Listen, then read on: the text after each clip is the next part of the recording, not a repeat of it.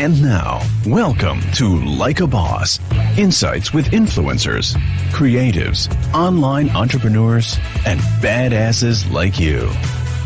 Here is your hostess, Heather Havenwood, Chief Sexy Boss, helping you rise to the top.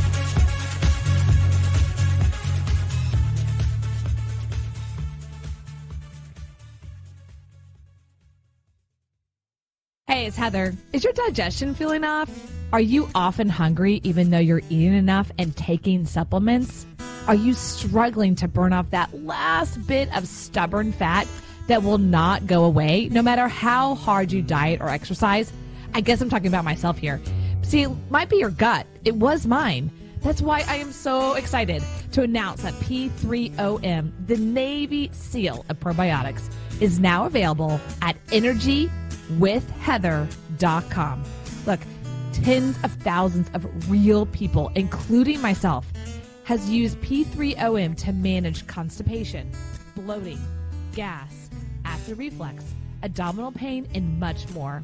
Look, as you'll learn when you go to EnergyWithHeather.com, P3OM uses unique and patent strand that has been proven in lab tests to deliver the right bacteria to your gut, so your body has what it needs to let go of all that fat. So look, what are you waiting for? Go to EnergyWithHeather.com. That's EnergyWithHeather.com. Hey everyone, my name is Heather Havenwood, and welcome to another version of Like a Boss, where I get the opportunity to interview influencers, entrepreneurs, experts, and badasses like you. So I'm super excited about this call today. Many of you know, if you've been listening to my show for a bit, I've had surgery on the C word on my leg, and it's been quite cray-cray. And so I think it's perfect that I am interviewing a CEO, female founder CEO of a company that has a e-commerce product that is potentially looking at research and around the C word. All right. And I think it's really fascinating. And I'm going to share a lot of personal stories today about my experiences, not only with what I'm going through currently, but also some things that are going around me and my own personal stories and friends and family and whatnot. So I think it's really important as a female to really be looking at this. So without further ado, I'm going to introduce you to, oh my gosh, I just went blank on how to say your name correctly. Say it for me. Stacia Guzzo. It's a beautiful name, by the way, and I'm super sorry. Stacia Guzzo is a CEO, formulator, and co-founder of SmartyPits. Cute name. Guzzo is a graduate of the Goldman Sachs 10,000 Small Businesses Program National Cohort. Thank you. And has had her products profiled by PureWow, Pop Sugar, Stewart American Made, New Hope, and StarterStory. Miss Guzzo is set out to create SmartyPits when her mother was diagnosed with breast cancer, and the SmartyPits formula was originally born on Miss Guzzo's tiny little kitchen stovetop in 2014. Woo! I love that. That's a really cool story. So I was sharing with you in the green room, and I really want to, start really kind of go right for the gut jugular here, and we'll go a little more into your story, is that I was sharing with you that I live in Austin. I live in a great, beautiful condo building, so they're individually owned. And I have two friends who are either side of me, actually. They're both in their 40s. I'm in my 40s. They're both single, never been married, no kids. And both of them in the last, I've lived here for 6 years, have both been diagnosed with breast cancer, gone through all the treatment, and I think both of them had double mastectomy. And so part of me is like, oh my God, it's in the water, shit, and it really started me to think about this. So about, I think it was 4 years ago when Rachel, the first one, got it, I brought it up to somebody and they said, well, have you considered not doing aluminum armpit stuff?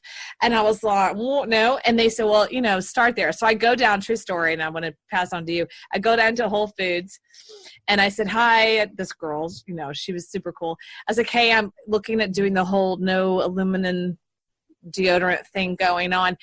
Where do you suggest? And she's like, well, try these. These are sprays. And I'm like, okay. She was just FYI, it's gonna kind of smell for you for depends on the person, just give it 2 weeks. And I'm like, oh, crap. And I'm like, whoa, I didn't have any dates. I'm like, I'm just hanging out with myself for 2 weeks. What's up? And, and I did. And definitely you smell it, right? But now, and I was sharing with this in the green room, and I'm curious what you think is, I sometimes go without wearing deodorant. I like forget about it. I'm like, oh, I guess, and I work out a lot. So I'm curious, and it doesn't smell anymore. Like all that went away and all that. So back to you and SmartyPits. What do you say about that? What say you? Yeah. Yeah. So, well, let's start at the beginning, because a lot of people aren't even sure where aluminum comes from, how you're getting it into your system. So let's start there. So aluminum is found in all antiperspirants. So anything that says it's going to stop your sweat will contain aluminum. And what it does is the aluminum salts swell in your skin to block the sweat from exiting your body. And then it gets absorbed into your system. And the reason that's problematic is because some studies have shown that aluminum could be a risk factor in both breast cancer and Alzheimer's disease. So that's why so many people are kind of going toward that aluminum-free movement, because of those two things. It's one of the reasons why I initially started doing the same after my mom had breast cancer, like you said. And the doctors at the time told her that the tumor was influenced by something in her environment, but they couldn't say what it was. And so I started to do my own research while she was undergoing chemotherapy and radiation. And that was the first time that I learned that aluminum and antiperspirants could be that risk factor. So I tried to go aluminum free. I was a clinical strength antiperspirant user. I needed the good stuff, and or so I thought it was the good stuff, and it was a real struggle. I couldn't find anything that felt good and smelled good and worked with my body. So I started it on my stovetop, trying to find a formula that worked with my particular skin chemistry, and thankfully it's worked for many others since. But that's one of the reasons why I started on this journey in the first place. So in terms of how your body reacts to aluminum in your skin, I find this really fascinating because, like I said, it swells in your skin to block the sweat from exiting your body.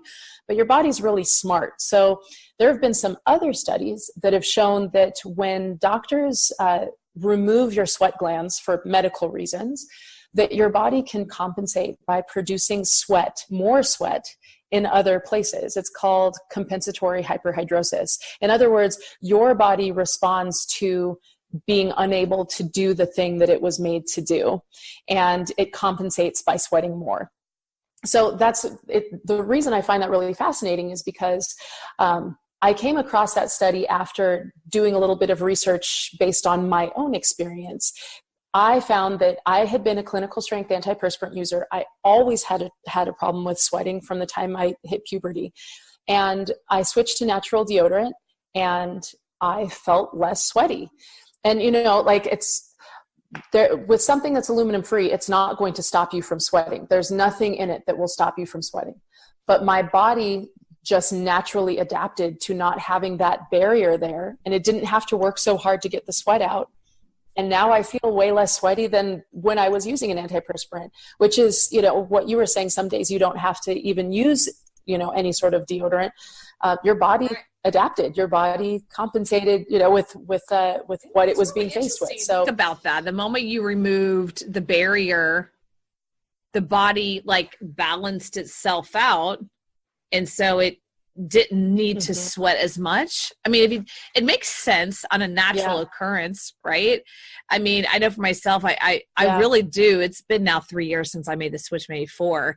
And there are days I'm like, I'm a person, I go to yoga, I go to hot yoga. I do spin class. I do boxing. I'm freaking cray. Yeah, sure. And I remember days back, what I call before I used to wear regular deodorant, I would smell and stuff.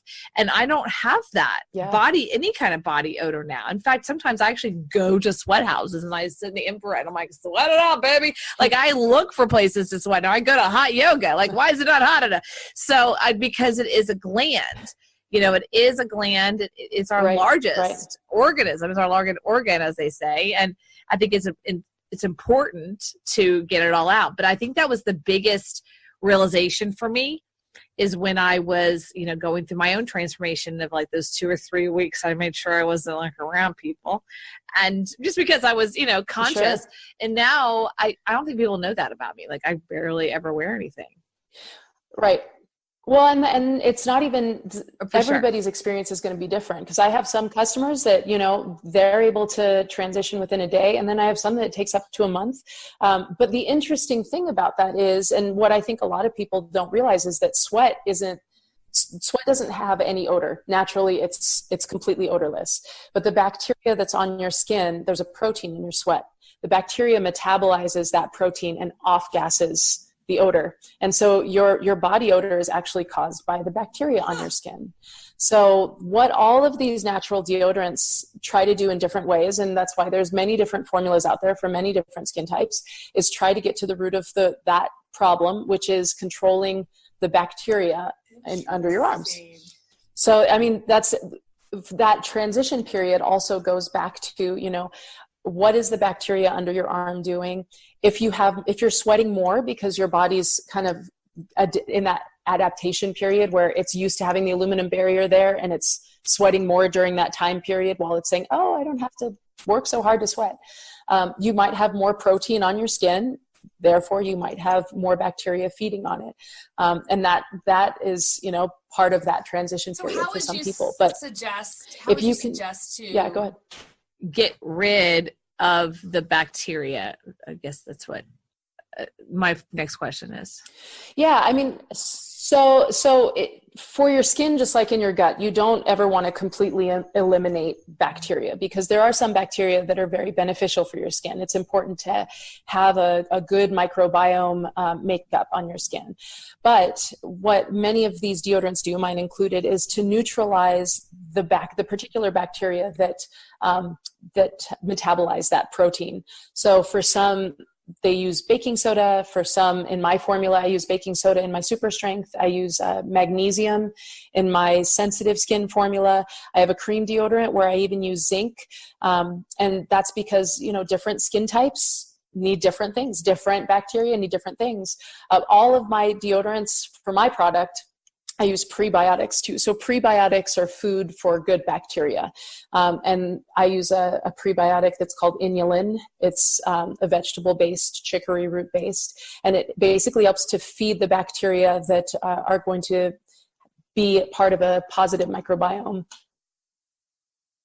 Let me ask you this. Do you find that if you could give me out of 100% of your demographic of your customers, what's the breakdown between men and women, percentage-wise?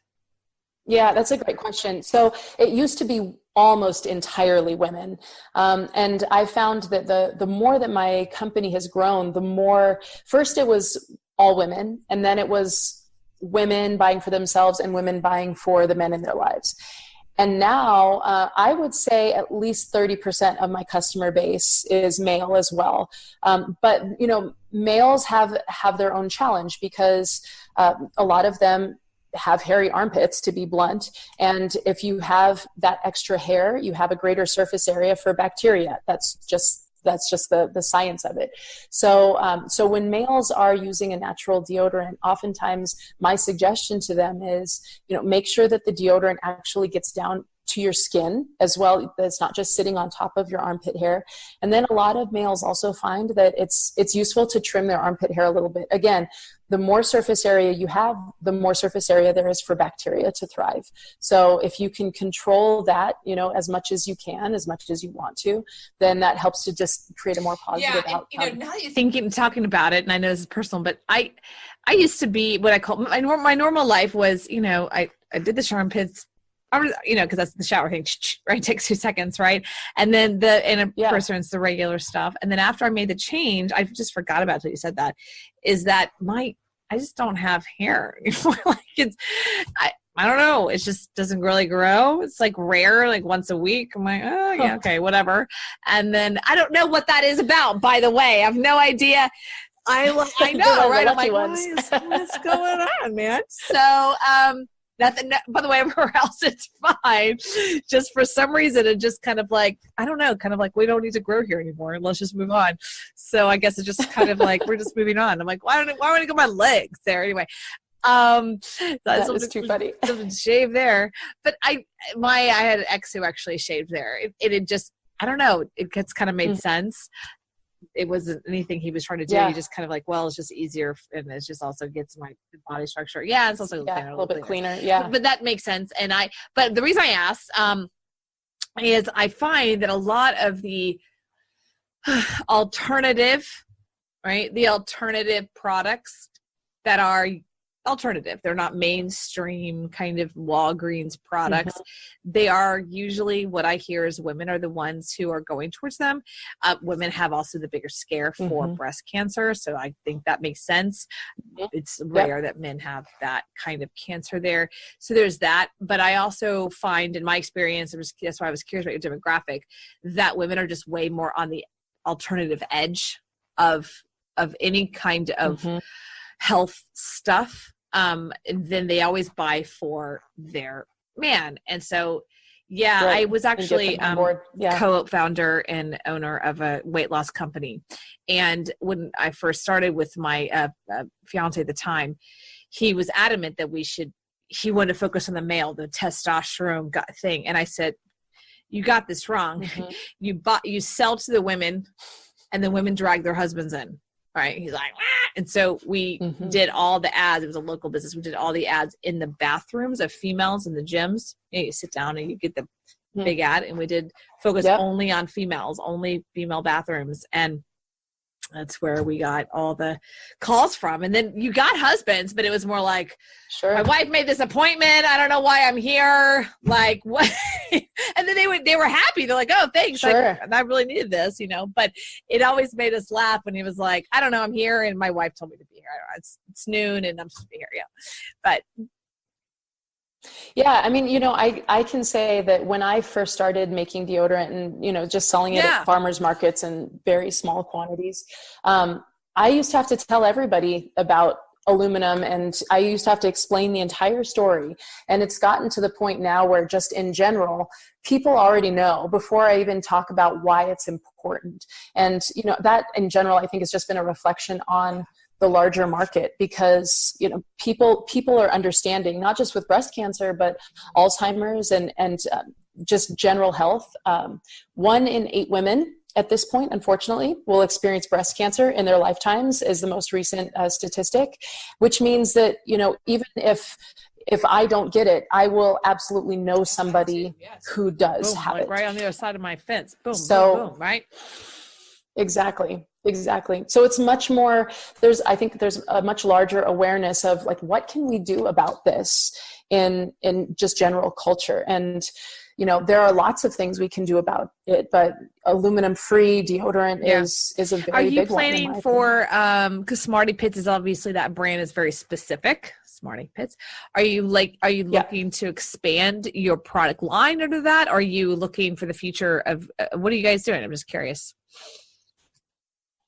Yeah. So, I mean, I love having answers to as many people for how do I go aluminum free and how do I have a deodorant that works. And so that's why we have several formulas. There are lots of natural deodorant companies out there that they'll do the one formula or maybe a couple small formulas, and then they go to soap and toothpaste and other things like that.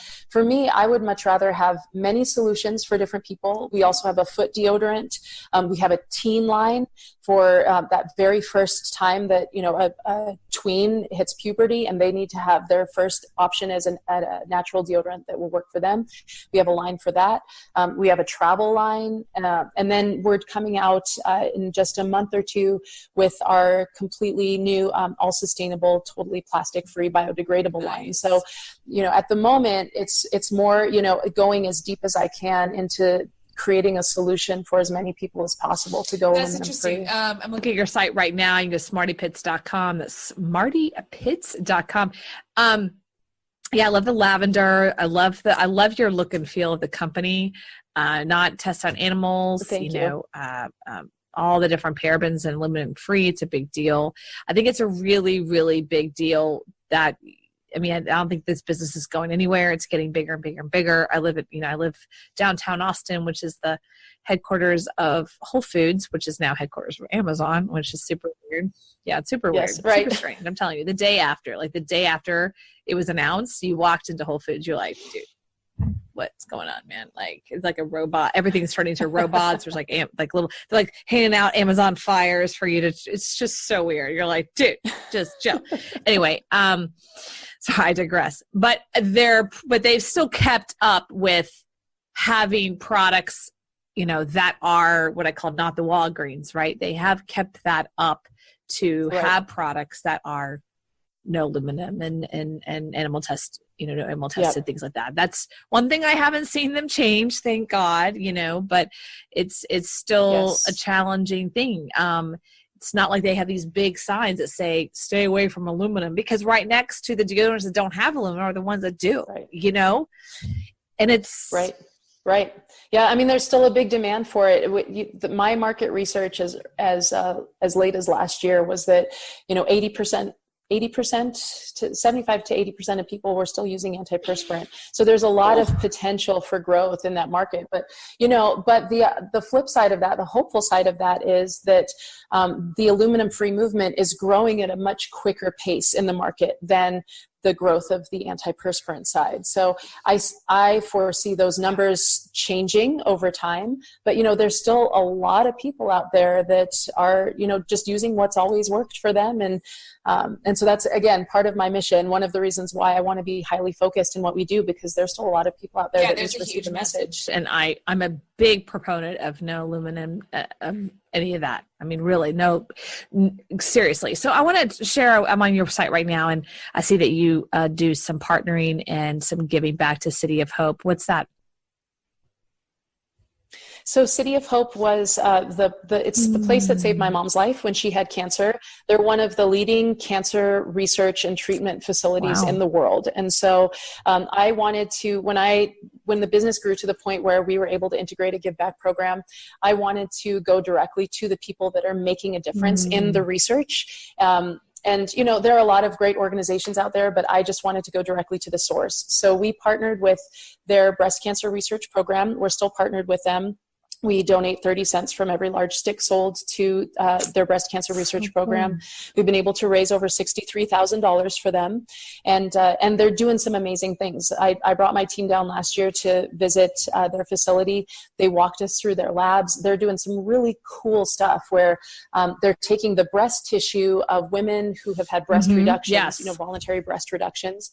And they take that excess breast tissue. And because of that, they have sample sets from every type of, lifestyle, smoker, non-smoker, have kids, didn't have kids, different ethnicities, different weights, different ages, all different. And they take those and they're able to see what does cancer do in those types of breast tissues, and then what types of treatment respond, what types of tissues respond to various types of treatment based on the different histories of the tissues. So it's really neat because they're able to figure out, okay, what works in different situations, what's the ideal protocol. And it's groundbreaking. It's really neat. And I'm proud that we're able to. And where are they based out of?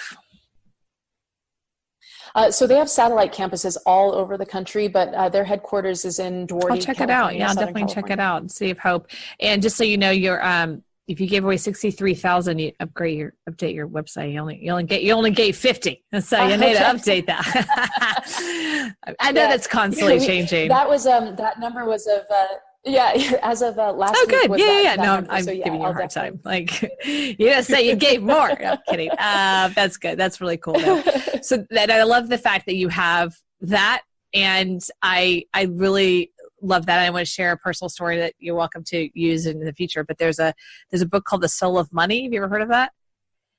The Soul of Money by Lynn Twist. The book changed my life. And basically Lynn Twist, when she wrote the book, her job in life was to be the fundraiser for the Hunger Project. So her job was to go to, what I call, she called them snooty parties. And she was kind of a yoga girl herself. And so she's going to these snooty parties asking rich people for money. And that was like her job. Okay. And she had all this stuff around money, and noticed people that she was dealing with were extremely, blessed in that particular way. And she tells a particular story that's really fascinating. But in that book, she shares, which goes back to you, she shares that the Hunger Project, that the general theme of the Hunger Project, of course, was to end hunger. But they did ask, one question. And the question was, what's the number one underutilized resource on the planet that if that was altered would end world hunger? So that was like their question for years. Like they kind of like open-ended that question.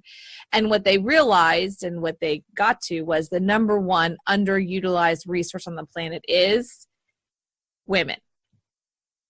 That if we power them to create commerce and businesses, that would change the world. So that's where microloans were created. Sure.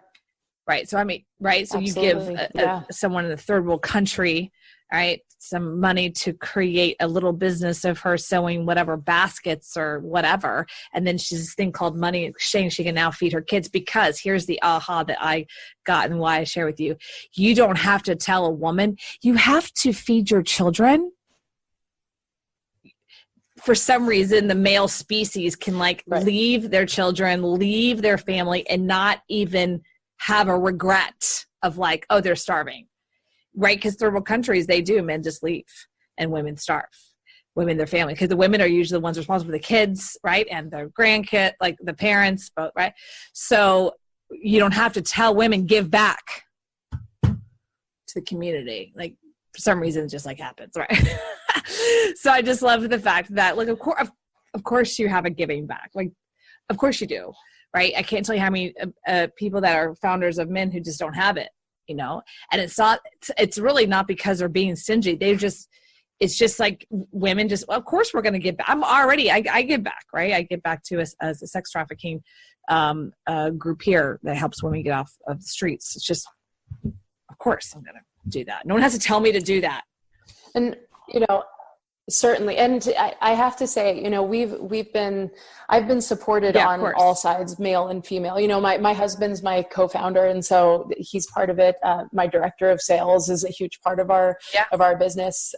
And we all are working together to try to eliminate this, because we've all been touched by it, and so but I do agree too that, that there is an element of, tapping into, especially in commerce, tapping into the female community, because females are naturally connected with one another. And I think that drawing upon that and drawing upon, there's a lot of, well, what do you do when I tried natural deodorant, didn't work, but what do you do? And then they talk about it and they share what's worked, and they share, this is why this is important to me, and why don't you try it? And I think that certainly has been part of our growth, is to be able to tap into that sense of community. I just think it's not something against men. It's just we are a resource on the planet, just like water, just like oil. We are a resource, and I just love the fact that that's why I take really focusing female founders, because I want to give them limelight. I want to give them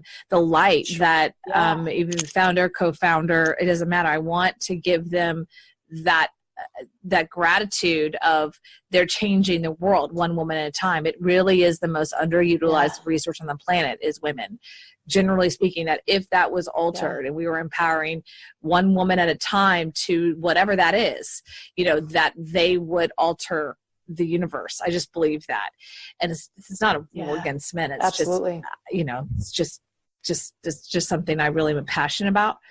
So it is really part of my mission, and I love that. And I, really just appreciate you and what you're creating with SmartyPits.com. Go check them out. And I'll leave you with this, and I want to ask you, what do you want to leave with the audience with? When I went to the MJ Business Awards, MJ Business Conference with 60,000 people at the Las Vegas Convention Center, which is the Marijuana Business Conference. I was there in November of 2019. I had a booth for podcasting and interviewing, and I only had a segment of time. It was very, this is your time frame. And I couldn't find any female founders. And I was going up and down. I'm not kidding. The convention center. This is the convention center of Vegas. Huge. And I'm going up and down the aisles going, hi, is this business owned or co-owned by a woman? Okay. Hi. I mean, right. And then I would say, do you know someone? Yeah. Do you know a vendor here? And I did finally get my time, and I got 10 women. It was so awesome, but it was fascinating. I was I was getting these like, no. And so I, it was kind of funny, right? 60,000 people and I don't know how many vendors, but I was like, really? Come on, people. But it's all good. That's just the state of where that particular business is at the time, the cannabis business. So I just want to acknowledge you for what you're doing and what you're creating. You're being a pioneer in that business. And Thank you. Truly wish you all success and truly, truly, truly. So what are the last words you want to share to people listening today? I would just say, for anybody who is looking to make any sort of lifestyle change for the better, whether it's going aluminum free or, changing your diet, taking aluminum out of your cookware or, anything. You don't have to do it all 100% overnight for it to be effective, and it's never too late to start. So just, one bit at a time, make the next best healthy choice for yourself. If you don't find the right fit for you, be patient and find something that does. You don't have to be unhappy with being healthy. So make a commitment to yourself to find what works best. I love that. You don't have to be unhappy to be healthy. That's a great tagline, by the way. And that's a great tagline. That's really good. That's a good point. You don't have to be unhappy being healthy, where a lot of people have that. Like, oh, if I'm going to be healthy, it's going to be annoying. So thank you for that. Thank you so much for what you're doing, what you're creating. So check her out at SmartyPits.com. That's SmartyPits.com. And again, thank you for who you are and what you're creating as a female founder. My name is Heather Havenwood. You can find me at heatherhavenwood.com, as well as Roku, iTunes, Spotify, Pandora, anywhere else that you listen to podcasts, and the 19 places that we are around the country on our radio stations. Take care. Bye. Are you a coach, consultant, small business owner, or online entrepreneur? Do you want to significantly grow your business, triple your list, and double your sales conversions? If the answer is yes, then launching a podcast is the next step.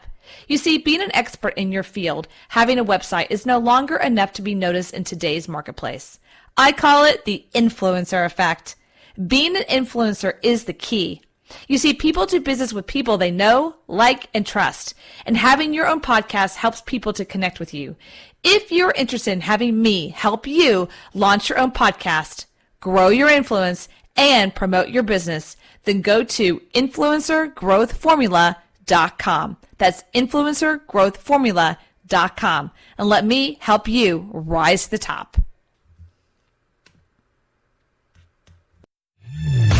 Thank you for listening to Like a Boss, helping you rise to the top. Join Heather's mastermind at influencertribe.com, where she helps you become an influencer and dominate your field. Follow Heather Havenwood on Instagram. Interested in interviewing or scheduling a call with Heather? Go to callwithheather.com. For more, go to heatherhavenwood.com.